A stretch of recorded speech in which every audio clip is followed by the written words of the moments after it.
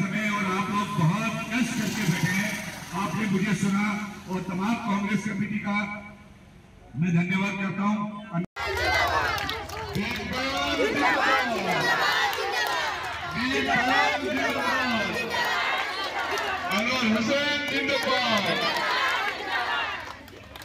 राहुल गांधी আমার লোকসভা সমষ্টিৰ আমাৰ প্ৰাৰ্থী আটাইৰে পৰিচিত সকলোৰে মৰমৰ সুবক্তা আৰু सभी महिलाओं का मैं दिल से सम्मान करते हुए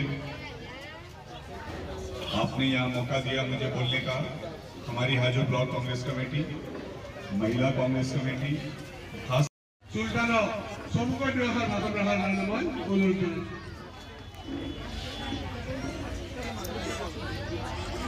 हेलो करके हमारे बीच आए हैं। हमारे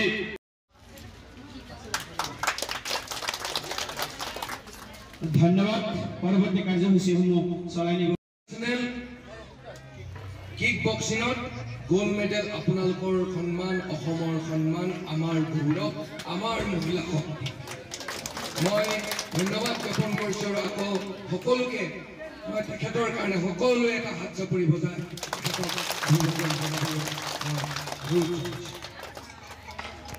চিন্তা চৰ্চা কৰোঁ আৰু আমি অসমখনক এইবাৰ বচাব লাগিব।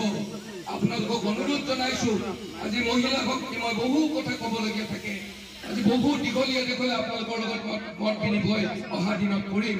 এনেকুৱা এটা শক্তি আপোনালোকে দেখিছেনে? আই মাতৃসকল 2014 চনৰ আগত কি সুন্দৰ এখন অৰ্থনীতি, মিশ্ৰ অৰ্থনীতিৰে ভাৰতবৰ্ষখন কংগ্ৰেছ দলে। হয়, ইয়াতে হাজো মোৰ মাতটো ভাঙিছে দেই। হাজোৰ আমাৰ মহিলা ব্লকৰ সভানেত্ৰী আৰু ইয়াৰে যথেষ্ট সচেতন মহিলা, আজি তেওঁলোকৰ ব্লকৰ সমিতিও গঠন হৈছে আৰু যথেষ্ট ইয়াতে ওতঃপ্ৰোতভাৱে ৰাইজৰ মাজত লাগি থকা বহু মহিলাই মোক আমন্ত্ৰণ জনাইছিলে। আজি ব্লক সমিতিখন আজি তেওঁলোকে যিখন সভা পাতিছিলে আৰু একে সময়তে এইখন নিৰ্বাচনী সভাৰ নিচিনাও হৈ গ'ল। গতিকে যথেষ্ট আশাবাদী আই মাতৃসকলে যলৈকে গৈছোঁ মোক যথেষ্ট আদৰ সাদৰ কৰিছে, মৰম কৰিছে আৰু আশীৰ্বাদ দিছে। আপোনাৰ একালৰ সতীৰ্থ দুলু আহমেদ এবাৰ তেওঁ নিৰ্দলীয় প্ৰাৰ্থী হিচাপে বৰপেটা সমষ্টিত তেওঁ খেলিব, কি ক'ব? মোৰ খুব ভাল বন্ধু, আজিও ভাল বন্ধু আৰু অতীতলৈ আমি ভাল বন্ধু হৈয়ে থাকিম। ৰাজনীতিৰ পাক চক্ৰত ক'ৰবাত অভিমন্যু যাতে নহয় মই সেইটো আহ্বান কৰিছোঁ। কাৰণ ৰাজনীতিত ধৈৰ্য, সততা, বিশ্বাস আৰু এই যিটো দেশখন আমি একগোট হৈছোঁ, আমি সকলো দল একগোট হৈছোঁ। বিজেপি আৰু এজিপিৰ বিৰুদ্ধে, UPPLৰ বিৰুদ্ধে আমি যিকেইটা দল একগোট হৈছোঁ কিহৰ স্বাৰ্থত? সংবিধান ৰক্ষা কৰাৰ স্বাৰ্থত, আমাৰ ল'ৰা ছোৱালীৰ ভৱিষ্যত ৰক্ষা কৰাৰ স্বাৰ্থত। শোষণেৰে শাসন কৰি থকা এই চৰকাৰখনে প্ৰত্যেকটো দিনে কৰৰ বোজা জাপি দি আছে, সেইটোৰ স্বাৰ্থত। গতিকে এই স্বাৰ্থত আমি ব্যক্তি স্বাৰ্থ পৰিহাৰ কৰি, মই বৰ মনোভাৱটো পৰিহাৰ কৰি পেলাই আমি দেশখনৰ স্বাৰ্থত একত্ৰিত হৈ যুদ্ধ কৰিব লাগিব। আৰু এতিয়াও সময় আছে। মই ভাবোঁ দুলু আহমেদ ডাঙৰীয়া, মই মনোৰঞ্জন তালুকদাৰ ডাঙৰীয়া, আমি সকলোৱে একত্ৰিত হৈয়ে যুঁজিম। এতিয়া কিছু তেনেকুৱা ধৰণৰ হয়তো মানুহৰ মাজত গৈছে, সেইটো তেওঁ ভোট যুদ্ধত নামাৰ কাৰণে গৈছে। সেইখিনি ভোটৰ পিছত আমি একলগ হৈ পেলাই এই অপশক্তিৰ বিৰুদ্ধে যুঁজ দিম। মনোৰঞ্জন তালুকদাৰে তেখেতৰ প্ৰত্যাহাৰ কৰিব পাৰে নেকি তেওঁৰ প্ৰাৰ্থিত্ব? চাওক, এই গোটেই কথাবিলাক আমাৰ দলৰ শীৰ্ষ নেতৃত্বই পাতি আছে আৰু মনোৰঞ্জন দা এজন ভাল ব্যক্তি। অখিল গগৈ যি ধৰণে সৰব আমাৰ বিধানসভাত, মনোৰঞ্জন তালুকদাৰ ডাঙৰীয়াও এজনেই MLA CPM দলৰ বিধানসভাত যথেষ্ট সৰব।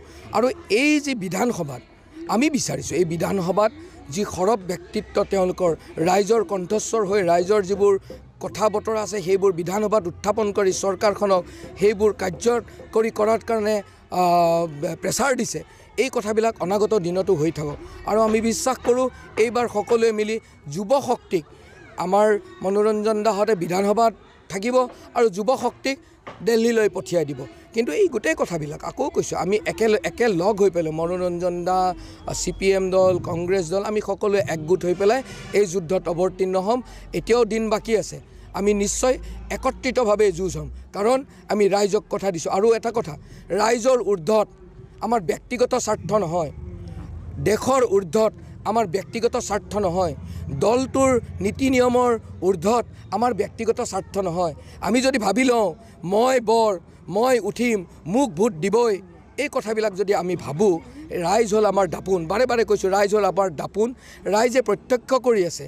গতিকে ৰাইজৰ আগত আমি এই ডাঙৰ ডাঙৰ ডাংকুপ মাৰা কথা, মই খেলিম, মই জিকিম, মোক ভোট দিব, এই কথাবিলাকে কিন্তু ৰাইজে প্ৰত্যক্ষ কৰি আছে। আৰু আমি ৰাইজক সন্মান কৰোঁ। আমি কংগ্ৰেছ দলৰ সৈনিক, গোপীনাথ বৰদলৈ দিনৰ পৰা, তৰুণ গগৈ দিনলৈ, আৰু আমিবিলাকেও ভৱিষ্যতৰ প্ৰজন্মৰ কাৰণে অসম আৰু অসমীয়াত্বক ৰক্ষা কৰাৰ স্বাৰ্থত আমি সকলোৱে আমাৰ যুৱ প্ৰজন্মৰ আমি দায়বদ্ধ অসমবাসীৰ কাৰণে।